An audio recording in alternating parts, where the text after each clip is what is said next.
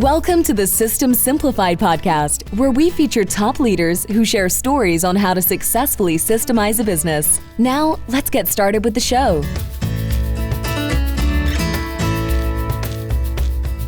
Hello, Klevit here, the host of the System Simplified podcast, where I feature top founders, entrepreneurs, and thought leaders about systematizing a business. And today's episode is being brought to you by Business Success Consulting Group, where we create, document, and implement processes and procedures so businesses can grow and thrive. And today's guest is Ryan Reilly. Hi, Ryan. Hello, everybody. Thank you for having me. You are very welcome. I'm super excited to have you on this podcast because we're going to talk all about sales systems today. And as you know, we're all about systems, and I love to discuss systems with my guests, and each guest is different from different industries. And even if they're in the same industry, they have a different take on a process. And we're going to talk about your take on the sales process today. But before we start and before I introduce you, I would like to give a big shout out to Brett Knopf, who introduced us. And I just recorded a podcast with him, and I'm going to include the podcast in the show notes. It was great conversation, again, about systematizing, about processes, about efficiency, and so on. So thank you very much for the introduction. So let's start with introducing you. So you are the Director of Business Development at Sandler in the New York metropolitan area, and you have vast experience in coaching and working with businesses and working through their sales process, etc. So why don't you give us a little bit more in terms of your career, in terms of Sandler, in terms of what you do on a day-to-day basis before we dive into the sales process and building a sales and asking you questions about sales and customer retention and sales process, etc. Sure. So Ryan Reilly, as you said, working with Sandler as a partner here. And I think the most important thing for anybody, for sales, for business, for any walk of life, is curiosity. I keep myself curious at all times. So I came from an education background, several years in education as both a teacher and a vocational counselor, working with special needs kids. It was always about the challenge. What's the challenge next, and how are we kind of learning every day to make sure that we're up for the challenge every day. When I shifted my career into sales, I found that challenge to be even more challenging. And it was something that I thought to myself, how do I get better at this? How do I learn each and every day? And it's about surrounding yourself with the right people. So people like Brett Knopf, people like yourself, making sure that I'm having the conversations that maybe I'm not looking at it the right way or in the right direction, and having that open mind to say, maybe somebody else could teach me a little something here. So I started that in my sales career, and it took me to a place where I said, you know what, I've always been a natural teacher, someone who wants to help others. And this gave me full circle coming to Sandler, because now in the core, we teach sales, but really what we do is we work with business owners to find where there's challenges within their business and then come up with a solution together. And that's what I love to do. So thank you for having me today. It's phenomenal to be able to talk about processes and systems, and to finally be here where I can help somebody else maybe learn.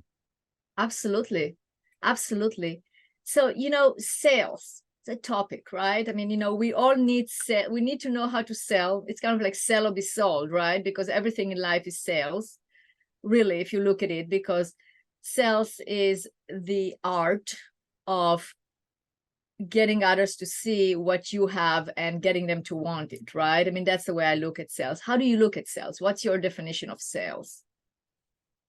That changes over time. I think many of us, as we get into sales, let's face it, it has its own history behind it. When we think about sales, we think about very different things. And the idea of getting your ideas into somebody else's head so that they then are following you, I think that's a traditional selling process. And many times that works, right? It's worked for thousands of years. People can figure out how to implement their own curiosities and really ask the right questions.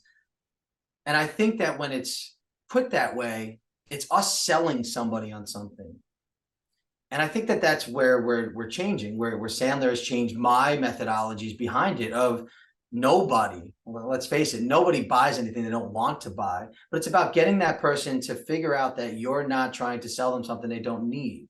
Understanding your buyer, I believe, is the first system we really ever need to look at. And if you can understand your buyer and align yourself with them, then you're working together in order to facilitate a buy rather than you selling something to them, is my background on that. Absolutely. Like marketing is what creates the want, right? And then you have promotion, and it's not like you want to sell somebody, of course, something that they don't need, but maybe I'm not aware of it, right? But if you market it correctly, and I see an ad for it, or I see the product on the market, and I go, oh, it exists, well, maybe I should look into it, right? So you create that want. But as you said, it's working with the buyer in order to actually see what their needs are and partnering with them so they will actually have the best outcome of getting something that will actually help them, right? I mean, that could be Absolutely. a way of looking at it. Yeah.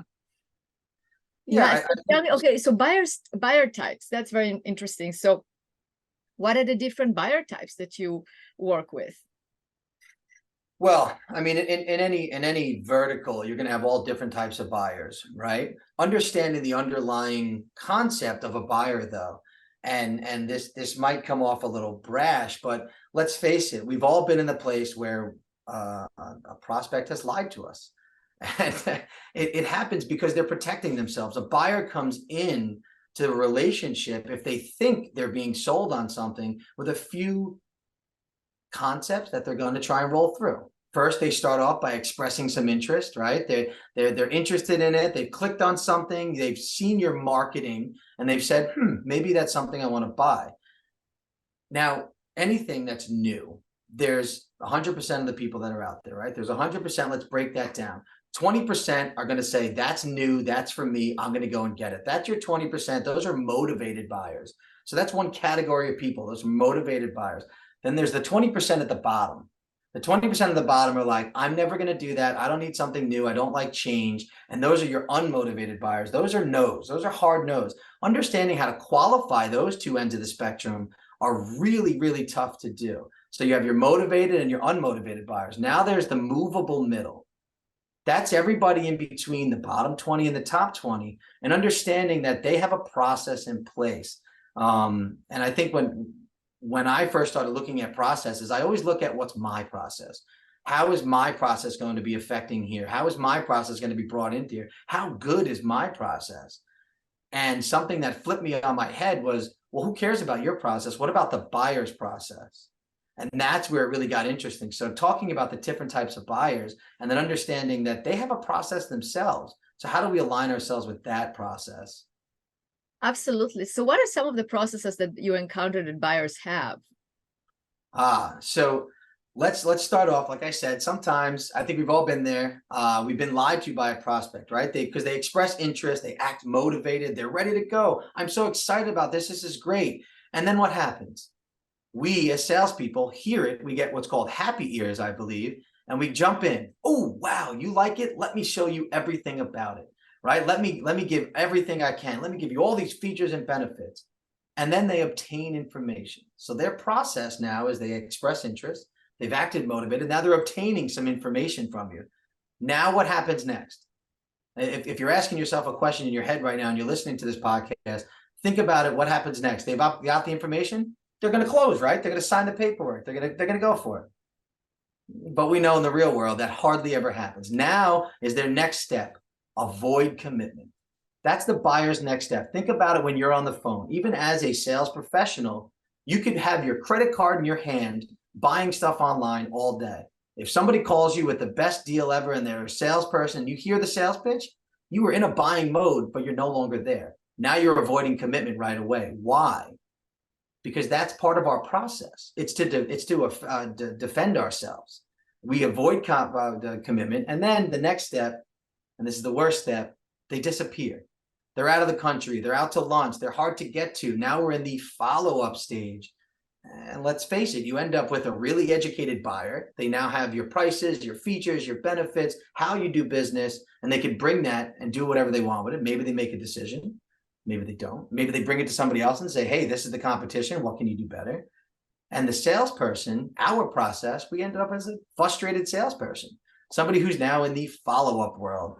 And you may have sent this email before, just wanted to check in, just wanted to follow up. So and that's kind of where the process is in if you're following the buyer's process. Right. So you basically, it is still your process, but you're following the buyer's process, right?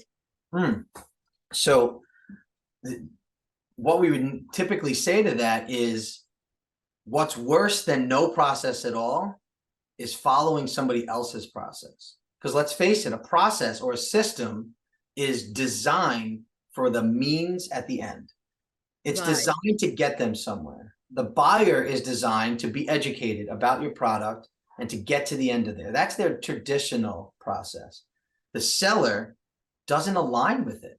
It just doesn't align with that because we're going about it differently. And we end up, we want to close a deal is what we think, right? I mean, when we come into sales, our first thing we think is, I want to close a deal.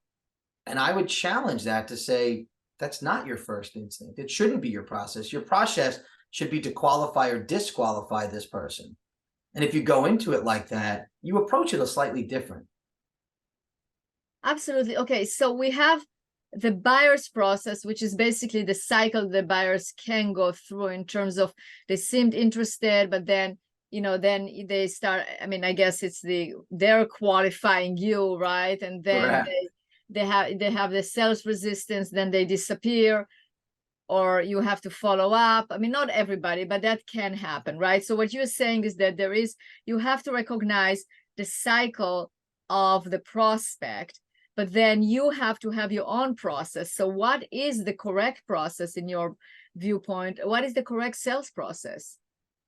Well, that's a great question. And many people would say that it changes, right? That it changes depending on what you're selling and how you're selling. When I'm not sure if I agree with that. Let's first step back and look at, you know, what the typical process is. If you literally go online and you type in sales process, you'll get 100 of the same thing. It looks something like this: needs analysis, right? You find somebody that wants something, you do a needs analysis. Then you present the proposal, you present your solution, you show them what you got. You try to close or you close, you handle objections, and now you're following up. That's typical where it goes, about 5 steps. In my opinion, it's all about understanding the buyer. First, making sure that they're not seeing you as a salesperson. So what we call that is changing the approach. So when you first come in, you're doing something that's no pressure. You're coming in and telling them, hey, I may not be the right fit. So first, you're really asking questions. I want to understand what you're trying to get out of this so that I can understand if I'm qualified to even be in business with you. So for me, it starts with the conversation. I'm not sure if we're qualified or not. Let's have that conversation. So there is a needs analysis first. The next step usually is present your solution. Well, let me tell you what I have and let's see if it works. I like to take that part out of the equation altogether. Let's focus on the buyer. So first you do needs analysis, and then let's build a little bonding and rapport. Let's talk about your problems. Let's see where you're at. Then we get into, let's ask some questions. Let's see if there's any pain or pleasure to be had here. Is there something that I could solve for you? Is there something that I can help you get to? Once we've done that, we start discussing them. And this is where everybody handles objections, right? You have to deal with money. You have to deal with they're not ready to go, the timeline. So let's have those discussions before we present the solution. Let's have that discussion of, what does it look like with your budget? Do you have a budget? Have you thought about this? What does it look like for your timeline? If you wanted to get this solved right away, is it now or is it 3 months from now? So now you're understanding exactly who's working together for the solution. If it all makes sense and you've qualified and disqualified each other, if you've gotten to that qualification time, then let's show you what solutions we may have. So bringing that presented solutions to the end, because that's all of our cards. So think about, if you're playing cards, you don't want to show your cards too early. right? You don't want to show that you're bluffing or show why? Because many people are bluffing in the beginning. You're throwing a bunch of cards down, hoping that they're going to pick one and say, that's the one for me. Why don't we hold those cards to our chest until the end and then say, you know, I think one of these cards might make sense for you. Do you mind if I show you which one I think? Because now you've built a relationship with this person. You've gotten out of this traditional selling process, in my opinion. Understood. So let's go back to that. I mean, because I'm interested in because that's a new concept. It's not a new concept, but you put it in different words in terms of the client buying process, and you don't want to fall into their buying process. How do you do that so you don't fall into their buying process? And how understanding what is their buying process helps you close the deal? Gotcha. So there's something called a pattern interrupt, right? So the buyer is expecting you to do a certain thing when you're a salesperson. We feel it on our end as the sales professional. As you're coming in, you know what they probably think. In the next step, they're going to tell me all about their features and benefits. So the pattern interrupt is changing that, is stopping the process before it starts. So as soon as a person expressed interest, hey, you know, why don't you send me a proposal? Well, I'd love to do that. I'm just not sure we're there yet. And I love that statement. I'm not sure we're there yet. Why don't you tell me a little bit more about what my product, what you know about my product, and what you think it may do for you, and then I can tell you if it works or not. We're really being honest with them, which, let's face it, as sales professionals, they don't expect us to do that because of the historical value of a salesperson being a snake oil salesman or somebody who's trying to lie to them and get them to close and just wants the money. We need to get away from that. So the pattern interrupt is to slow things down, which is counterintuitive for them. Why is this person slowing it down? And you said something earlier that I really want to go back to. The moment that you, and I think you put it in the marketing terms, but the moment that you teach a prospect something that they didn't before recognize, and then they repeat it back to you, that's the moment that you have some really good rapport built. So you're acting more as a consultant rather than a sales professional. So basically, if I come to you and I say, okay, Ryan, I want to buy this guitar behind you. I'm ready. Sell it to me. Then you go, instead of going, yeah, you know, I'm going to I give you this proposal or this, how much it costs. And you're going to say, well, why tell me, wow, you're interested in that guitar. Tell me more about it. What is it that you want? Like, I want to make sure that this guitar is actually good for you or the right one. So you still put them back into your process of the need assessment, of asking questions, on figuring out the pain or the pleasure, as opposed to just going by what they're doing and then they disappear because you really didn't get them through your process. Correct. Is that correct? Okay. So let's look at it psychologically. People make decisions emotionally, but they bring intellect into it to justify the decision. Mm-hmm. So what we want to do is we want to get people into the emotional step. So sure, they want to buy a guitar. They know how much money it is. That's an intellectual discussion, right? I know how much money it is. It's in my budget. I can make this work. Cool. The question is simple. Why do you want the guitar? And now when somebody's connecting themselves with you asking that question and then bringing them down to emotional, well, it's going to bring me a lot of fun and I get to play for my children and I love. You're building more of a rapport and they're putting themselves in a place that now they really want to buy that because they have an emotional attachment to it. A buyer's journey should be to the emotional side before they make that decision so that they have an emotional attachment to it before going back to that intellectual decision. So absolutely. But I do want to make something clear. Remember the top 20%, the motivated buyer. And I just had an experience like this myself where I came into something and I knew what I was buying. I knew what I wanted. And this sales professional was in my way. So if they ask you for something twice, I think the rule of thumb is if they ask you for it twice, give it to them. You don't want to reverse or ask questions and go down there. Get out of the way of the buyer. If someone is ready to sign, let them sign. You may want to ask one or two questions. Are you sure you want to do this? We're sure we're here. Great. But get out of their way, right? Let them sign. So how do you because I had the same experience. So how do you differentiate? How do you differentiate from the truly motivated buyer? Like I had the same experience, you know, I had it actually with a car. You know, we're listening a car. I just wanted the exact same car, the exact same color. I love the car. Just wanted, you know, it's 3 years later, you know, I just wanted to list a new car.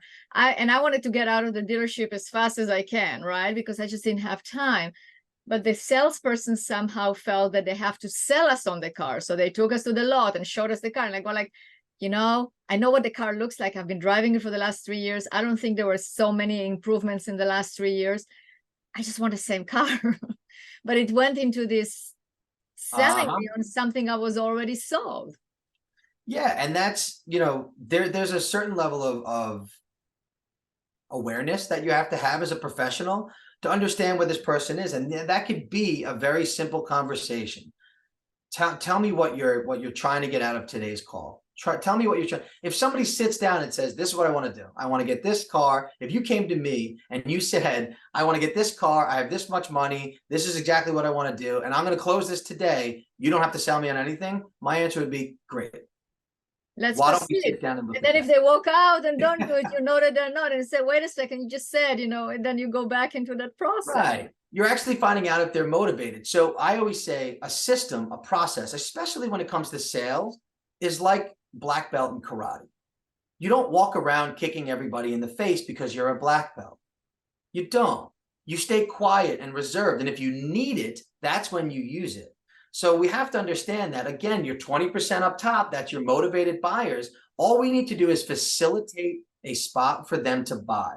So you're making it comfortable for them. You're allowing them to know what your process is. They might be as simple as, "Listen, I understand you sound like a motivated buyer." The way that usually is here's how we do. I'm going to sit down. I have to do a couple things of paperwork. You would sign a few pieces of paper. We would make sure that the budget is there. We'd run your credit. And then at the end of this, you'd be walking out with a car. Does that sound like what you want to do? Now, somebody right there, if they're following their own buyer's process, might say, "Well, you know, I wasn't trying to pay full price." Great. So you had your car you wanted. You had everything you wanted. Now you said you were ready and motivated to buy, but you're telling me now that you may have an obligation in your head to do an objection. Cool. Tell me about that. Right. So then you go into the sales process. I love that. Now you're in your sales process. So great. You wanted this car that's 46,000. You're saying you only have 30,000. So tell me what about this car is what you wanted. Now you could go, okay, well, unfortunately, this one's 46,000, but this one will be 20,000. Now, all of a sudden, the person might say, "Great, I'll take the $20,000 car." But more than likely, they'll say, "No, no, no, I want that car." And now it's you on the other side of it saying, "Well, at 46,000, it doesn't sound like it fits in your budget. So tell me what you think we should do here and why you want that car." Now they're selling themselves on the car rather than you selling them. It's a different dynamic. No matter what, it's not some Jedi voodoo trick. You're trying to work with them for them to understand exactly what they want, and you're just facilitating the buy. And it's really communication. If you're in true communication with your prospect, then you can have a conversation and a negotiation can actually happen. The negotiation meaning like the back and forth and figure it out, right? So when you talk about communication, that's key. And one of the things that I work with every client on is it's not about how you're closing business. And that's what the most important thing of a Sandler selling system is. It's not how you close. We concentrate on how you open, how you start the conversation.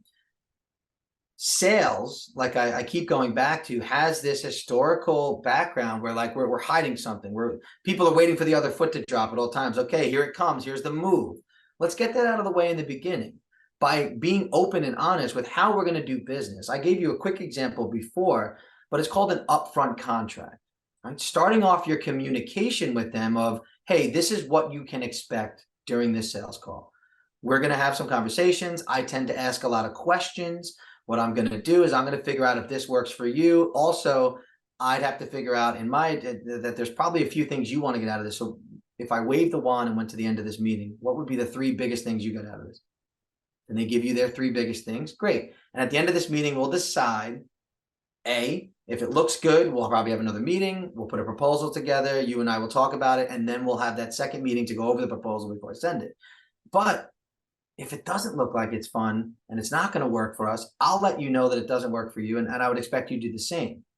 you're giving them the out in the beginning. So everybody understands, hey, this conversation is not no pressure. You can either say no or say yes, but we're shaking hands right now that at the end of this call, I'm going to know if you're qualified or not, because you're going to tell me, I don't want this. This doesn't make sense to me. There's the no, or this makes sense. Let's continue the conversation. And now you're one step closer to getting that sale. I think it's great.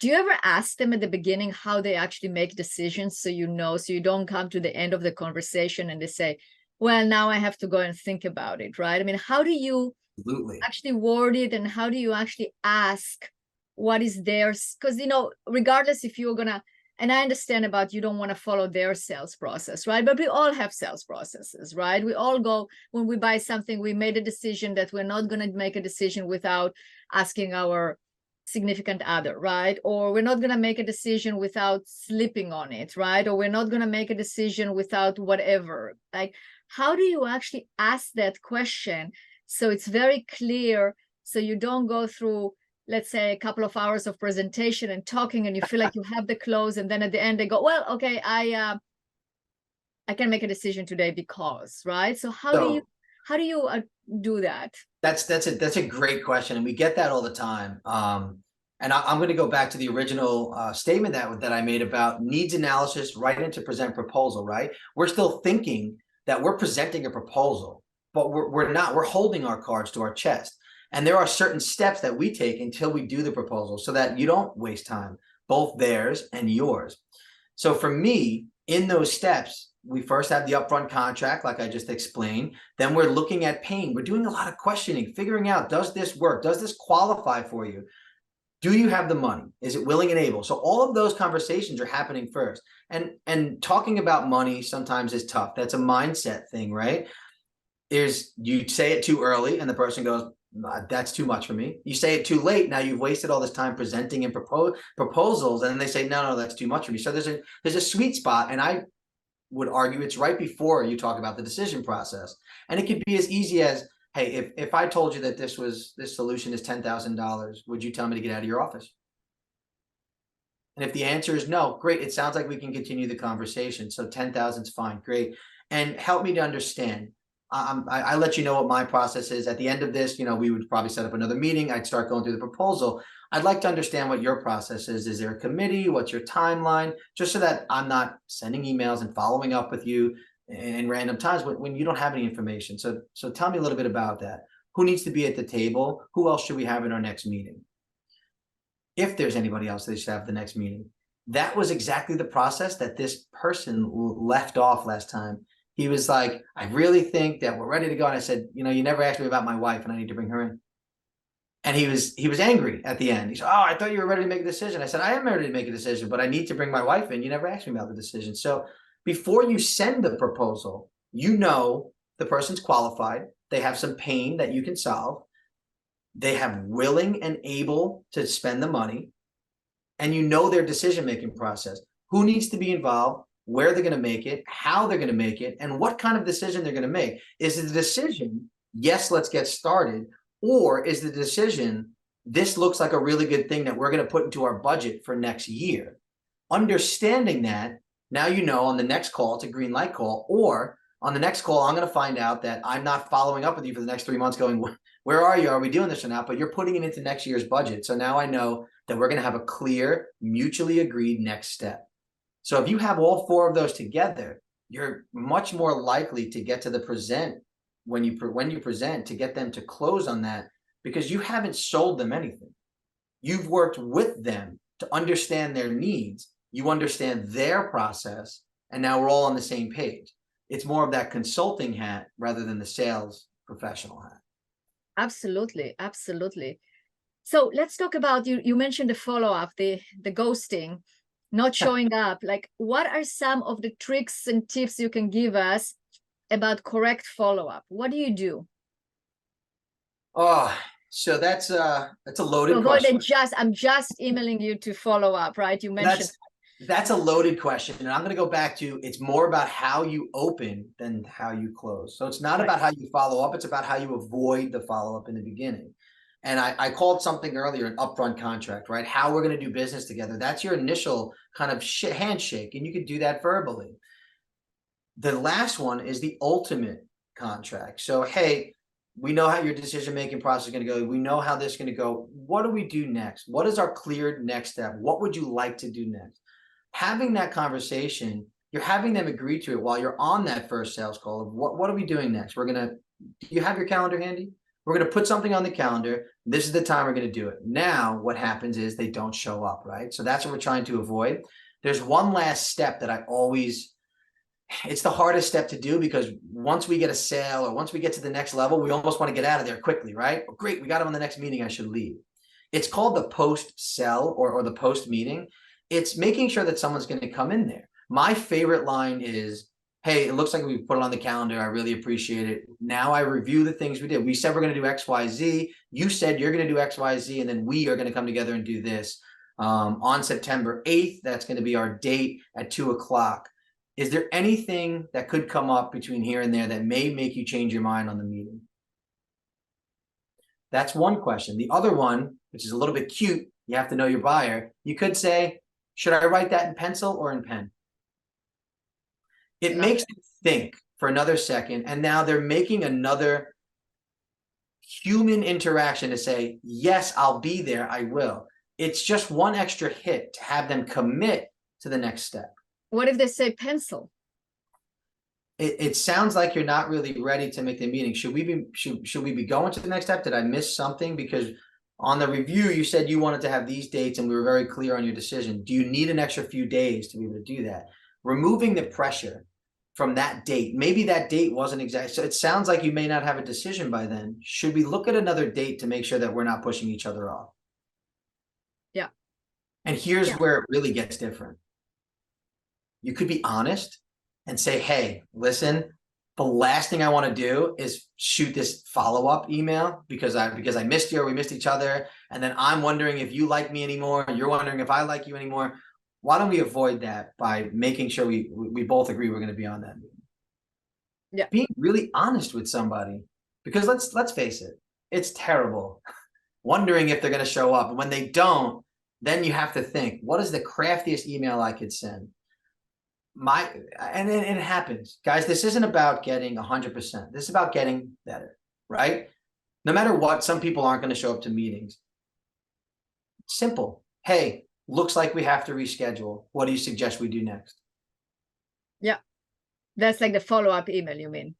A follow-up. It looks but what like if they don't answer to that email? What do you do?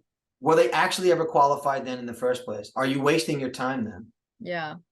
At what point do you recognize whether, at what point do you tell yourself, I'm wasting my time, as opposed to, the following up 7 times before you actually close the deal?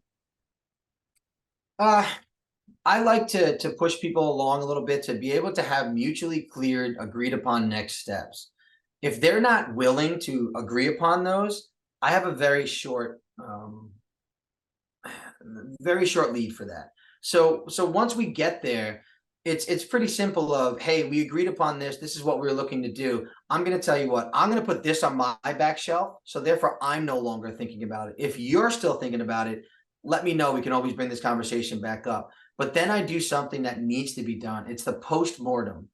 You need to look back and figure out, as a professional, I had all these steps in my process that I thought I followed. Clearly, I must have missed something in those steps that I didn't fully understand the decision-making process, or they weren't fully qualified in the beginning. So now what I have to do is go back and retailor my questioning strategies, retailor how much depth I'm going into with the customer before presenting my proposal. Because the worst thing to do is to give them that proposal and then have no mutually agreed upon next step. Yeah. So again, this is about getting better at it, getting a better percentage of people who are going to come back to you and follow the rules.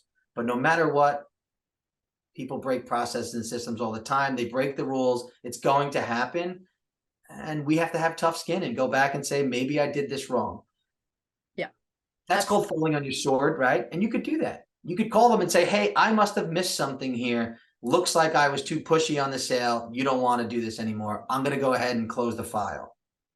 2 things happen. They never rate you back. You close the file. The other thing, they call you back and they go, whoa, whoa, whoa.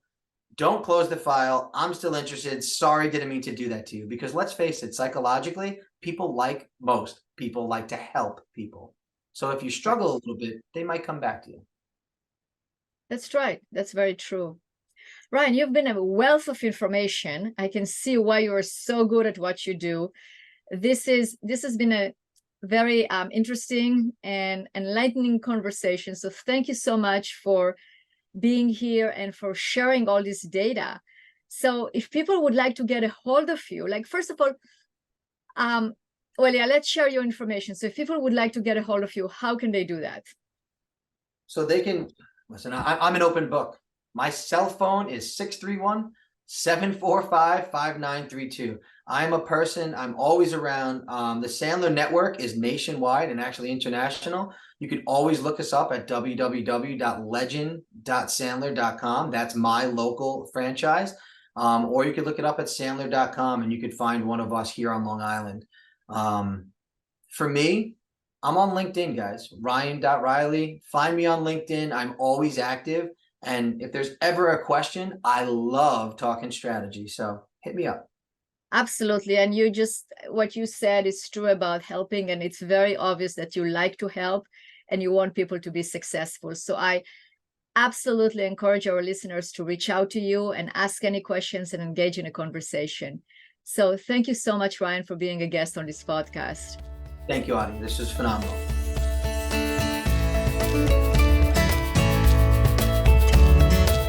Thanks for listening to the System Simplified podcast. We'll see you again next time, and be sure to click subscribe to get future episodes.